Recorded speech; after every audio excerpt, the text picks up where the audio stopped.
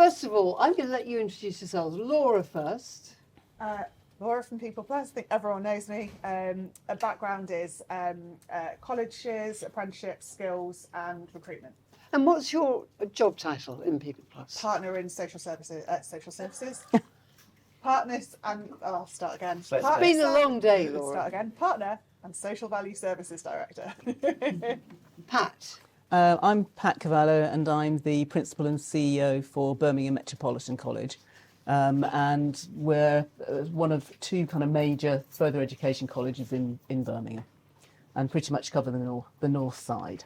The north side, yes. Kevern. The north side. Kevern Kerswell, I'm Chief Executive of the AIM Qualifications and Assessment Group. So we are an awarding body. We design qualifications, and we're also an endpoint assessment organisation. Lovely. And this discussion is just to sort of wrap up today, because the one thing that we haven't really talked about is what's going on in government. Two big things, the creation. There's a little smirk from Kevern. No, I'm not sure yet what's going on in government. That's all. There's a new body called Skills England, which is taking over from the Institute of Apprenticeships and Technical Education. They've got an interim chair at the moment and advertising for board members. So that will set the national framework under which skills and money will be distributed. The other thing that is going on is the government is moving away from the apprenticeship levy. They've renamed it the Growth and Skills Levy, and we anticipate that some of the levy money will be used for other training. Now, the government is consulting on that. There's a lot of nervousness about the fact that it will deplete the money available for apprenticeships, and I think there's a lot of concerns about how that money, how government ensures that what is essentially public money is spent on valid training, and that you don't get employers scamming the system, which actually was the background to why the new apprenticeship changes came in 2017. So, and there's other things the government is doing. Pat, I'm going to start with you and ask you what you feel about what's going on, what you see the opportunities are, and maybe where the challenges might lie. Okay. I mean, I think that Skills England is a genuine opportunity. And I think that because the conversation is about who the stakeholders should be in the room. And, and that covers not just yourselves as employers, with government, but that also includes us as providers. And I think that is something that happens in pretty much most other countries that I know as a matter of course. And that hasn't been the case in England. And I think that, to actually achieve this would be quite substantial in terms of, getting the right engagement happening at the right time. So I think there's an awful lot to play for. I think it could still not work. I think there's always that, there's always that. But I think it has got the right approach, because it's a well-trodden approach in other countries. And your point, I think, is well made. I mean, a national framework for devolved budgets. Yeah. I think there's a lot of people that would welcome that. Absolutely, and obviously, we're in the West Midlands, which has had a devolved budget, I think, for the last 4 or 5 years, and it's matured over that time. And as a provider within that system, I can see that it's the genuine benefits. One of those being that in the West Midlands, if you're earning less than 32k, you can actually learn for free as an adult. We haven't been in that space for the last 15, 20 years. There's a whole generation of adults that actually don't even know that we used to do this in England. We used to do this. And so to come back to that, we've seen, and I can talk about that on the ground, because we've got 500 more adults already starting on our programmes just at BMet. And I know that that's to do with that. Yes. Because people can't afford to think about retraining for themselves. When they've got, we've all been suffering from the cost of living, and for companies, the impact of, Brexit, or, good and bad, that exists in that space. So I think working towards regional, thinking about devolution, I don't think it's something people should be afraid of. I think the closer you can have government to where employment really matters for businesses, and for us as providers, I think is absolutely critical. It means that we get heard, and there's such great practice.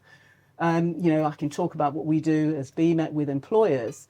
We have, hopefully we'll have 7 employer boards this year. Our longest standing one has been with us for 12 years and actually are the core of our delivery for professional services and finances. So I know if you've got the right makeup, it really works. But to do that on a larger scale would be great. Right, and Laura, I know we've had a conversation before about the opportunities devolution brings, but also your thoughts on how you can sort of plug some of the gaps that devolution also brings with it. Yeah, I mean, it's a problem that many employers that we work with face, that they find something working incredibly well in North Birmingham and they've got it all up and running, they know which the providers are, they've agreed what funding they're going to use, they understand how it's going to work for them, and they go, right, let's go to the Northeast. And although it's the same funding stream and you've still got a college there, they all like to do it a little different. We don't do it like this, we do it this way. And suddenly a larger employer or employer with a multi-footprint isn't able to get a consistency, and it is incredibly complex for them to do. And it is a real barrier. I mean, who knew about the 32k cap that just, anyone know about it? Just know, there's so much lack of knowledge about what's available. And there's way more than you think, but how do we find that out? That's the challenge, and that's the challenge I think this group needs to address, to be able to be a font of knowledge with the right organisations feeding in that you can then lean out to, and that's sort of our ambition for the portal and for these events as well. And so being a hub of information, and maybe some brokerage included as well. It was the problem with the, and probably still is, with the apprenticeship system, is that employers just found it all mind-numbingly complicated, particularly SMEs, which is why a lot of SMEs don't take them up.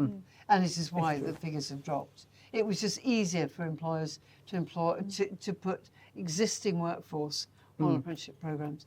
It'd be useful to have your ideas, Kevin. I think I'd just echo what you just said about Skills England. I see that as a real opportunity as well.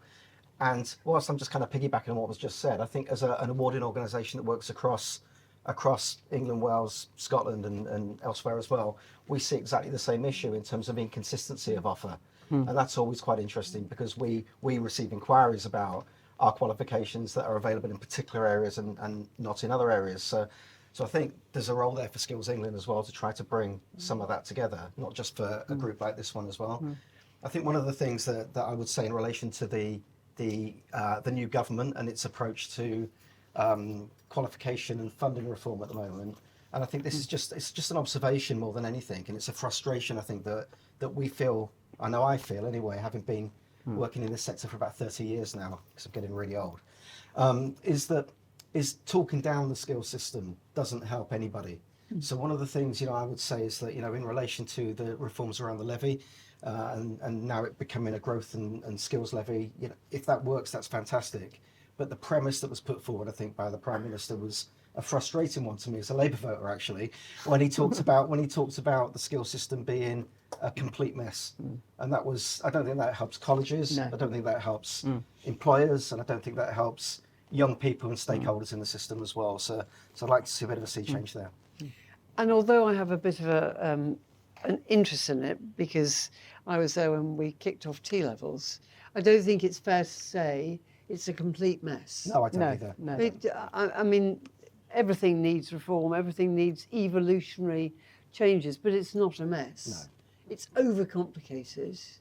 Yeah. It's a bit over bureaucratic. That there isn't enough brokerage around, to be honest. But it's got some of the building blocks that we need. Do you have strong feelings about what other training employers should be able to? I mean, this is a live debate. Just your own personal views, Kevin. what that money could be used for. It's really interesting. I mean, I was talking to somebody earlier on. In a past life, I used to work as an e-learning advisor in the 90s before e-learning was even a thing. So I don't know how that worked really, but that was my job title. And we used to play a game back then, and it's sort of an extreme example of what I would hope doesn't happen. And the game was that we needed to get as many employees in a large utility company to engage meaningfully with professional development. And the measure of that was how many courses they started. So we would sit them down and we would take them through a bit of an induction, and they would select a course and they would hit that start button. And I was paid at the end of the month, and it was just fantastic. So what I would hope I'd never saw with any kind of reforms around the levy is that there's opportunities for, I'm sure employers in this room wouldn't do that, but that could kind of be exploited. And that would be something I think we need to be really on our guard about. So I've not really answered your question, but that's what I wouldn't want to see happen. What I would want to see happen, though, is meaningful programs of really meaningful programs of professional development, skills development that employers can maybe tap into, that are quality assured in the correct way, so that they're just not because otherwise you end up with this real kind of spiky profile across the country in terms of how everything is rolled out. Because gentleman over here, I think it was, who asked about EPA. Yeah, that was, and about only 30%. 30%, yes. Success. 16% in our industry, but we're at 30%. You're at 30%, 16% in the industry. And there are issues about people dropping out of apprenticeships before the end. I mean, if you're on a level 3 apprenticeship program and you're 2 years into it and somebody offers you an extra £5 an hour or even a couple of quid an hour to do another job, you're going to go. I mean, why would you not, actually? And that is one of the problems. So the ability to stack apprenticeship modules up, I think, would be quite useful. I agree. Laura, do you have views about it? In terms of what training that Skills England could support, there is no social value training. There is one accredited course, which we mentioned at the last SRAG, and there is no training for this. So actually, is that something that needs to now be consistent across our college delivery, a bit like British values and safeguarding and prevent, and other generic well-being type skills that is helpful for any learner to then take into the industry that they offer. So I think things like that, and I think also helping and supporting to upskill those that train our individuals. Now, I'm talking well out of college and awarding organisation here, but my husband's a teacher, and he's a teacher in Llangollen in North Wales, and about 25% of the teachers there went to that school, went to uni, and then have gone back to that school. And how are they upskilling? How are they the right individuals to ensure that they're inspiring the next generation? So I think there's support that we need to help with employers to help understand and help them access and kind of bust the myths of working with training, employability and apprenticeship providers and colleges. And I think on the other side, there's a ton of work that we can also do to support colleges and training providers to actually understand the challenges that employers face a bit more. And I think just that piece of work is the key. Yes. And the thing is about teachers and college teachers and anybody who's coming into contact with young people, actually the social purpose of the organisation matters more to young people than almost salary. So if faced with an array of jobs, they say to themselves, okay, so what is organisation A's social purpose and B's social purpose? And they will pick the employer who they feel demonstrates their values. So it is really important that those coming into contact with them, I mean, you must see this, Pat, in the college. No, I mean, absolutely, and it's not just around the social value. We asked Beat Freaks, who do surveys, youth population, and they did it just coming out of COVID, and one of those was around employment, and it was very much almost tying with the value, money was around the social value in terms of organisations and what they would want to think that their workforce is being treated fairly. Was one of the things that came out. And another thing, we do surveys, that generally about the college, but we also ask about their next steps, because we're interested in how well as an organisation, we're helping to prepare them in those next steps with all the partners, that we use. We don't just work on our own with that. And it was interesting when we looked at all the questions that we put to them. The one that had the highest difference, and is the thing that we're going to be pursuing, is around how their concerns about progressing to employment, and that do they think who they are it will be a detriment to them in terms of getting a job. Whether that's because of race or gender, and it's a perception, but it's massive. The difference in the feedback, and that was over 1,000 of our learners, and that was cross section of learners, that we had. So for us, it made us realise that we're doing all this work preparing and supporting students to do the best, and that's both our young people and adults. But actually, we need to do more about how we're working with employers who they're going to, whether that's going directly into jobs or through work experience and so on, to talk to them about how they're seeing our students and how we can make that better, that better connection, because they are a talent pool. So that's we see that as really quite a lot of work, and part of that is about industrial placements. We insist our staff every year do industrial placements because they have to be as up to date as our students are. Yes. And it's it's all of those sorts of things that you kind of come into that as well. And this is an area that is culturally very diverse. Exactly. For us, it's absolutely critical. Yeah, absolutely. So if I asked you, as a final question, if you were Secretary of State for Education, DWP, or Business, what would you do? What is the one thing you would do that you think would shift the dial? Kevin, I'm going to start with you. It's always tough being the first one. No, it's fine. I would allocate all the funding to AIM qualifications. It's the first thing I would do. I would try to change the narrative. I think more than anything. I think there's reform in every 4 years, or even less than that actually recently, reform after reform after reform. And I think with regard to vocational and skills training in particular, we don't see that level of reform with general education. And whilst there's areas for improvement on both sides of the fence, I think sometimes doing something consistently over time makes a real difference. So I would try to just put in place some form of consistency, even if that's sticking with a system that isn't perfect. I would fix that and refine that, as opposed to just change it and change it and change it. Because nobody will ever touch A-levels, will they? No, exactly. They're very happy to fiddle around with BTECs. Absolutely. Yeah, Sorry. completely. That's exactly it. Yeah. Pat. Wow. That was one I was going to talk about. Reform is very close to my heart. However, it's best to go first. But I think for me, it would actually be about careers education, and I just a context. I'm the chair of the what we call the Post-16 Executive Group in Birmingham, and that's schools and colleges and ITPs and everybody that's involved in education post-16. And one of the things that we're trying to do is just to reshape careers education in Birmingham, because we all the touch points that you want young people people to have, and there's some really great examples where in terms of employers giving their time, but it's just very ad hoc, and there is no system to it. And actually, because there are so many schools and so many colleges and so on, opportunities for young people, you need a system and a framework that is simple enough for employers to want to engage in. And so I'm talking about SMEs. I'm not talking about the large, businesses that do this. It's bread and butter for yourselves.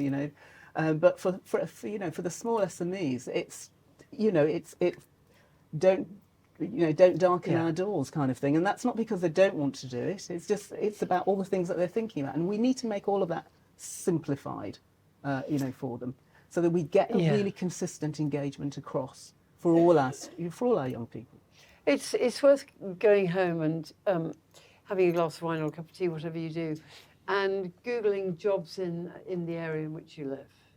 Just Google, I want a job, or jobs in Guildford, which is where I live. Because when I did, it was depressing. Like, it's really, I'm mystery shopped. You know, imagine myself a 19-year-old. It's very, very difficult. It didn't take me to the National Careers Service at the time. And maybe in your work you can find another word for careers. Yes, I know. Because it's such a middle class word. I mean, I agree with that, actually. I know. if you're a doctor or a lawyer, maybe an accountant, maybe not, it is a career, but it's about all that's left. We have portfolio careers, but we need to try and find another word. Can I just do one more? Yes, go very ahead. quickly. Go on, have a And that second. is really about skills, because you know, listening to to the speakers today, and just one of the things that we're doing as belong to the group called Colleges West Midlands Group, and there are about 17 colleges that were all involved in this. And what we're doing, because we are tired about reform, and we need to, for the young people and adults each year that come to us, we can't be presenting things that don't feel secure. And what we also recognise is that, and has been said already, is that that skills development isn't reliant upon getting a GCSE grade 4 in either English or maths. It's about the skills development that they need, which is so much wider than just, they are important, they are part of it, but it shouldn't be dependent upon them. So we are looking at reframing away from levels, Yes. away from saying qualifications, Yes, even though they good. will still be there, Fine. but talking about skills. And at the moment, talking about skills and careers and pathways. Yeah, very And that's what we want to do. And Jess, you said you didn't realise what skills you got. Actually, if I gave everybody 30 seconds to write down the skills you've got, you think, oh gosh, now, what skills have I got? Even though you're very skilled people. We're not taught to think of things in those terms. We're taught to think about things in qualifications. Laura, the final word to PeoplePlus. No pressure. No surprise. I would. Kenny's eyeing you. I know. Can I just say? Channel it. Whilst say it. he's looking at you. Literally no idea. Whatever she says, I'd just love to establish and make sure that there was a very simple service that connects the stakeholders that are involved with upskilling and employing individuals, so that it's easy to know who to go to and how to help, that isn't bureaucratic, that doesn't have red tape, that doesn't have things that don't allow it to be agile and innovative, and it can act more like a private sector organisation but in a public sector, private sector space. That's what I think we need. Lovely. I'm going to wrap up at that. Thank you. Thank you, Pat and Kevin. That's really useful, and you, Laura. And I think we're going to finish with you, Craig, and telling us we've got important dates, haven't we? Yes. I'll let the panel take their seats. Thank you. And I'm going to turn that back on as well. I don't want that glaring in your face and that projecting back on.